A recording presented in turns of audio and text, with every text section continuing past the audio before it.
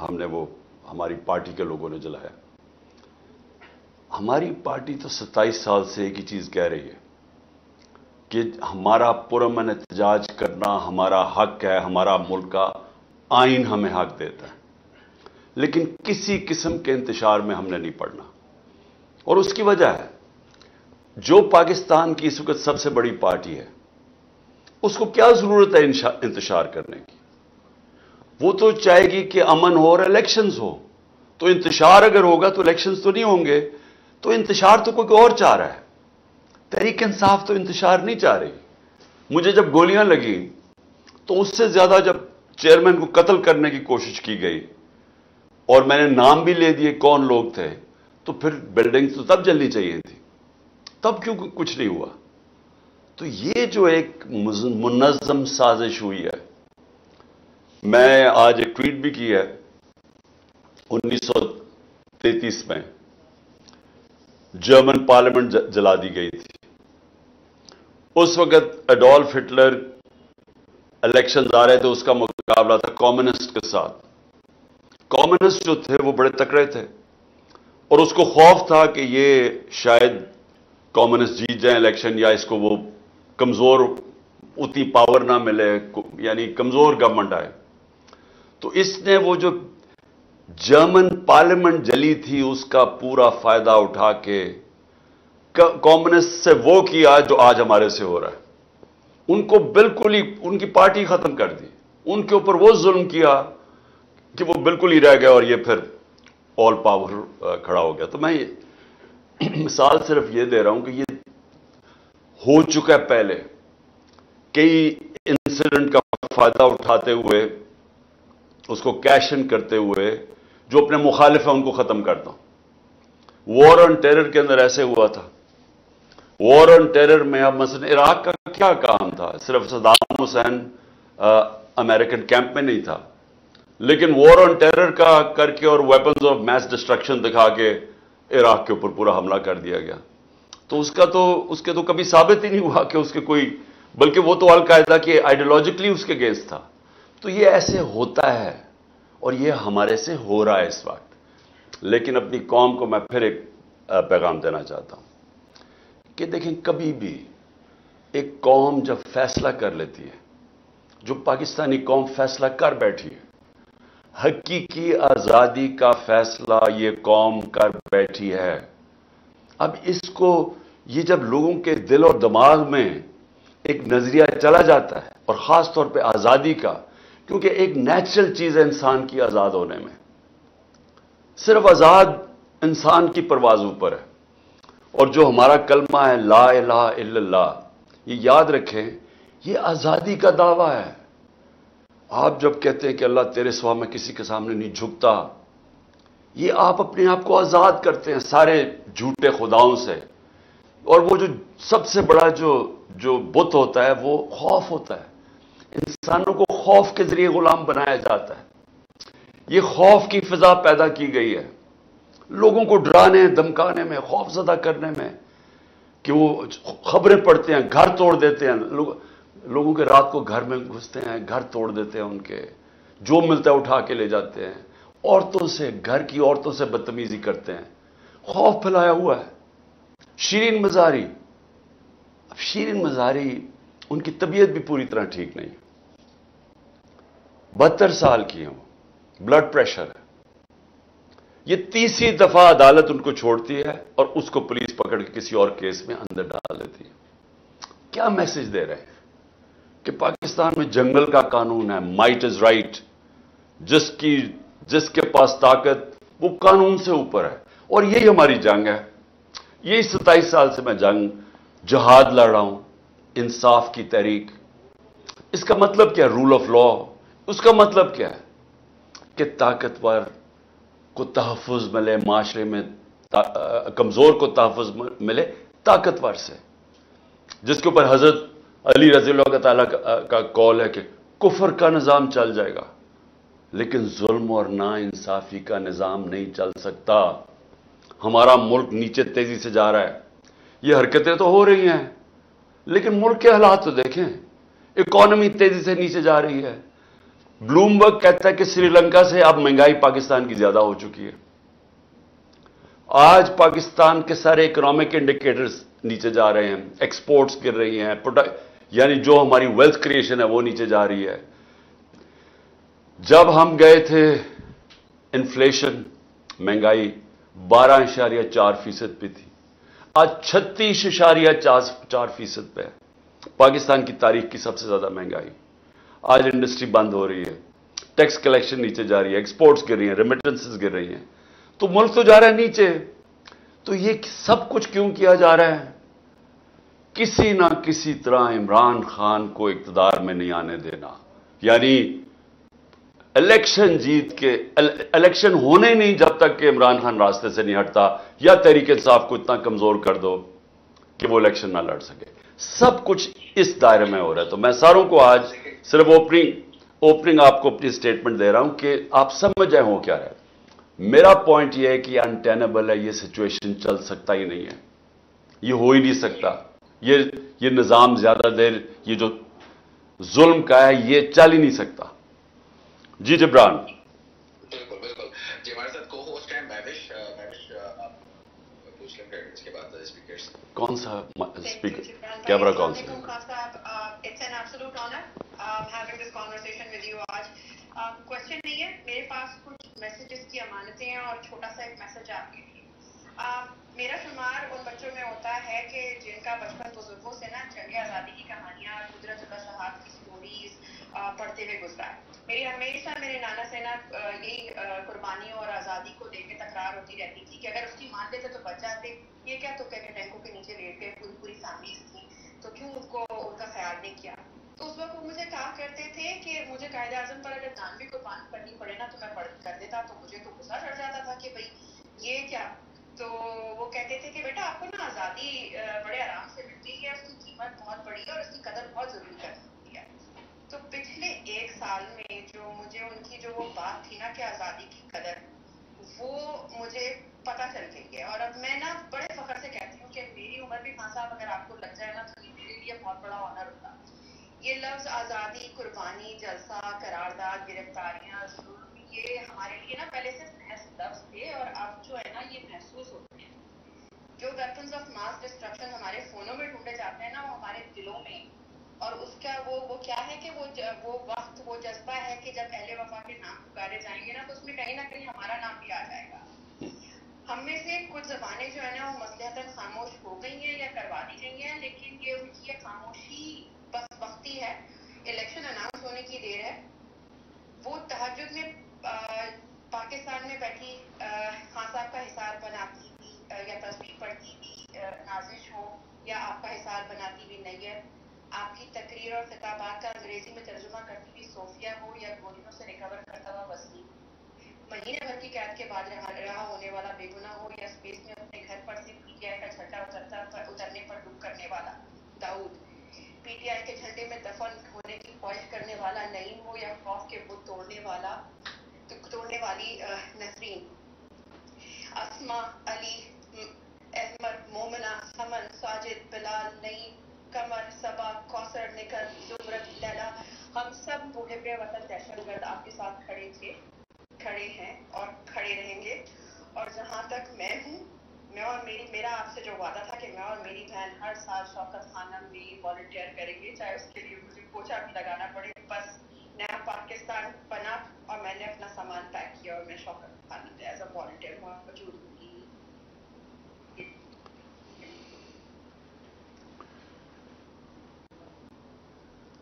जी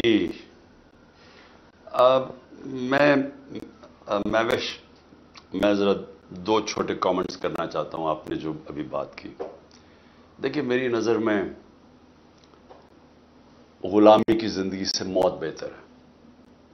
और मैं चूंकि पहली जनरेशन पाकिस्तान आज़ाद था, मेरे माँ बाप गुलाम हिंदुस्तान में थे, तो मुझे जो कहानियां, हम बड़े हो रहे थे तो मेरी वालदा का बहुत बड़ा इन्फ्लुएंस था। तो मुझे जो सारी चीजें बताती थी गुलामी की क्या थी, हम कैसे रहते थे, कैसे अंग्रेज के लिए एक कानून होता था, बाकी यानी जो हम यहाँ के बाशिंदे थे, हम एक मेंटली तौर पे एक ہمیں یہ بتایا گیا تھا کہ تم کمزور ہو، تم ان سے کم ہو، احساس کم تری ڈالا گیا تھا. تو وہ ان کہانیوں سے میں بڑا ہوا تھا اور میں اس نتیجے پہ پہنچ گیا تھا کہ جو غلامی کی زندگی ہے وہ انسان کا جو پورا پوٹینشیل ہے اس میں کبھی وہ اوپر آ ہی نہیں، اس کی پرواز اوپر ہی نہیں ہو سکتی. علامہ اقبال وہ اس چیز کو سمجھ گئے تھے. انہوں نے کس طرح لا الہ الا اللہ کو اور جو ہمارے دین کو کیسے انہوں نے جوڑا اس کے ساتھ کہ جو شاہین ہے وہ اس کی پرواز اوپر جاتی تب ہے جب وہ زنجیریں توڑ دیتا ہے. تو میں جب بڑا ہو رہا تھا میں ہمیشہ سوچتا تھا کہ بہادر شاہ ظفر اگر وہ لڑ کے مر جاتا انگریزوں سے تو اس کو بڑا نام ہونا تھا، لیکن اس نے ان کی غلامی قبول کر لی اور جو اس سے اینڈ میں ہوا اس کے بیٹوں کا سامنے انگریزوں نے سب ایک ایک بیٹے کو ان کے سامنے قتل کیا. پھر رنگون میں جا کے وہ اور اپنی بیوی کے ساتھ باقی زندگی گزاری. تو اس سے تو موت بہتر تھی. تو ہم ٹیپو سلطان کو کیوں یاد رکھتے ہیں؟ کیوں اس کو موقع تھا کہ وہ جب چاروں طرف سے گھر گیا تھا وہ جا سکتا تھا، وہ بھی اپنی جان بچا کے نکل سکتا تھا. لیکن اس لیے ہم یاد کرتے ہیں اس کو کہ اس نے کہا کہ اس کا بڑا کہ شیر کا ایک دن سے گیدڑ کے 1000 دن سے زیادہ بہتر ہے. تو وہ آج تک ہم اسے کیوں یاد کرتے ہیں؟ کیونکہ آزادی کے لیے کھڑا ہوا. اور سب سے آخر میں چیز یہ ہے کہ آزادی کے اوپر اللہ نے کتنا زور دیا. جو اپنی آزادی کی جنگ لڑتے ہوئے مرتا ہے اس کو اللہ نے شہید کا رتبہ دیا ہے. شہید کا رتبہ پیغمبروں کے بعد ہے ہمارے دین میں، اتنا بڑا اس کا رتبہ ہے. سو اس کے لیے کیوں اللہ نے اتنی ہمیں آزادی کے اوپر کیوں اتنا زور دیا ہے؟ اور لا الہ الا اللہ یہ کیوں ہے اتنا؟ اس لیے کہ انسان بڑا انسان بن ہی نہیں سکتا، نبی صلی اللہ علیہ وسلم کا امتی بن ہی نہیں سکتا جب تک وہ آزاد نہ ہو. جی جبران. جی بہت بہت شکریہ. اچھا جو نیکسٹ سیٹ آف اسپیکرز ہیں پلیز کوشچن شارٹ رکھیں اور ایک ہی کوشچن رکھیں تاکہ زیادہ سے زیادہ لوگوں کو موقع ملے. تو ارسلان آپ نیکسٹ پھر عمل. تو ارسلان. جی السلام علیکم خان صاحب، ارسلان بلوچ بات کر رہا ہوں یو کے سے. Thank you so much for your time. میرا ایک بڑا بنیادی سا سوال ہے کہ ابھی یہ جو چیزیں چل رہی ہیں، کسی کی ماں کو اٹھایا جا رہا ہے، کسی کی بہن کو، مطلب کہ یہ امپیکٹ بچوں تک جائے گا، اگلی جنریشن تک جائے گا. یہ جو ابھی جو کرنٹ مافیا یہ کیسے اس چیزوں سے مطلب کہ کہاں پہ جا کے رکیں گی اور یہ ان سے مطلب کہ کیسے واپس یہ نفرت کو کیسے ختم کریں؟ مجھے اس چیز کی سمجھ نہیں آ رہی کہ ایک پوائنٹ ہوتا ہے نا کہ یہاں پہ آ کے بریک کوشچن آ گئے. ٹھیک ہے. اور کچھ دوسرے سوال ہے یہی. اور دوسرا خان صاحب آپ کے ساتھ کھڑے ہیں چاہے دن ہو رات ہو، بیہائنڈ یو اسکیپر آلویز. دیکھیں اس کا صرف میں آپ کو یہ کہوں کہ میں نے اپنے معاشرے کو کبھی اتنا نیچے گرتے نہیں دیکھا. میں نے کبھی گھر کی عورتوں کے اوپر یہ سلوک نہیں دیکھا اور ایسے لگتا ہے کہ خوف پھیلانے کے لیے کیا جا رہا ہے. دیکھیں میں ہمیشہ اسلام کی جو سب سے بڑی ٹریجڈی تھی وہ کربلا میں ہوئی. بہت یعنی مسلمانوں کے لیے اس سے بڑی کوئی ٹریجڈی نہیں تھی جو کربلا میں ہوئی ہے. تو کربلا کی ٹریجڈی کے پیچھے کیا تھا؟ کیوں ہونے دی؟ کوفہ کے لوگ کیوں نہیں مدد کرنے آئے؟ یزید کا خوف تھا. اس کے خوف کی وجہ سے وہ رائے حق پہ کھڑنے اور سے ڈر گئے. دیکھیں یہ خوف پھیلایا جا رہا ہے، لوگوں کو ڈرایا جا رہا ہے. لوگوں کے گھروں کے اندر جب گھستے ہیں 30-40 لوگ گھس جاتے ہیں، توڑ پھوڑ کر دیتے ہیں، عورتوں سے بدتمیزی کرتے ہیں، لوگ گھبرا جاتے ہیں. لوگ اپنے اوپر تو کر سکتے ہیں لیکن اپنی گھر کی عورتوں کو جس طرح یہ کر رہے ہیں ایسے کبھی ہوا نہیں ہے اور کسی اور معاشرے میں ایسے نہیں ہوا. یعنی مسلمان معاشرے میں تو میں نہیں جانتا کبھی ایسے ہوا. تو یہ جان کے فضا بنائی جا رہی ہے کہ عمران خان کو جب پھر سے اٹھائیں گے تو اس وقت لوگ اتنے ڈر جائیں گے کہ وہ کچھ کریں گے بھی نہیں، چپ کر کے بیچارے سہم کے بیٹھ جائیں گے.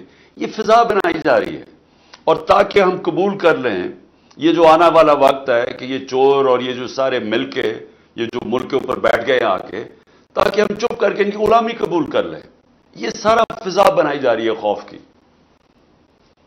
Thank you. جی امل آپ نیکسٹ کوشچن کریں. السلام علیکم خان صاحب، hope you doing well. My question is that آپ کی کیا اسٹریٹجی ہے پروونشل الیکشنز پنجاب اور کے پی کے حوالے سے؟ Thank you. دیکھیں، کل سپریم کورٹ میں کیس لگا ہوا ہے اور چیف جسٹس صاحب اور ان کا بینچ فیصلہ کرے گا، کیونکہ آئین تو ٹوٹ چکا ہے.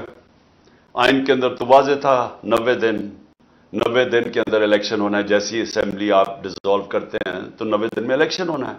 یہ تو اس سے تو سارے ججز متفق ہیں، ساری لیگل کمیونٹی متفق ہے. 15 کے سپریم کورٹ کے ججز وہ سب کہتے ہیں 90 دن میں الیکشن ہونا چاہیے. لیکن گورنمنٹ نے اس خوف سے کہ انہوں نے ہار جانا ہے، انہوں نے وہ آئین کی بلیٹنٹ وائلیشن کی ہے. اور دوسری چیز، سپریم کورٹ کے آرڈر کی وائلیشن کر دی. سپریم کورٹ نے 14 مئی کا کہا تھا کہ پنجاب میں الیکشن ہونے، انہوں نے نہیں کروایا. اب کل دیکھیں سپریم کورٹ کیا فیصلہ کرتا ہے. لیکن دیکھیں، ایک دفعہ آپ کا آئین ٹوٹ جاتا ہے، یہ پلیز میری بات یاد رکھیں. ایسے ہے، آئین ملک کے قانون طے کرتا ہے کہ ملک نے چلنا کیسے ہے. آئین 1970 میں 1970 میں بہت بڑی اچیومنٹ تھی.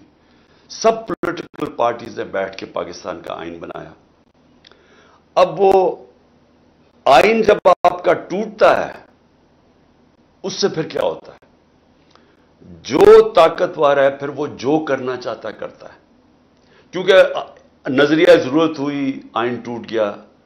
جب بھی نظریہ ضرورت آتی ہے تو طاقتور اپنا فیصلہ بنوا لیتا ہے. جب بھی نظریہ ضرورت ہوتی ہے تو اس کا مطلب کہ جو طاقتور ہے وہ فیصلہ کرتا ہے کہ کون سے آئین کی شک اس نے ماننی ہے اور کون سی نہیں ماننی. تو اس وقت جو طاقتور ہیں، یہ جو ساری گورنمنٹ اور اسٹیبلشمنٹ مل کے چلا رہا ہے ملک کو، انہوں نے فیصلہ کر دیا ہے کہ ابھی الیکشنز نہیں کروانے، کیونکہ اگر ابھی الیکشنز ہوں گے تو پی ٹی آئی جیت جائے گی.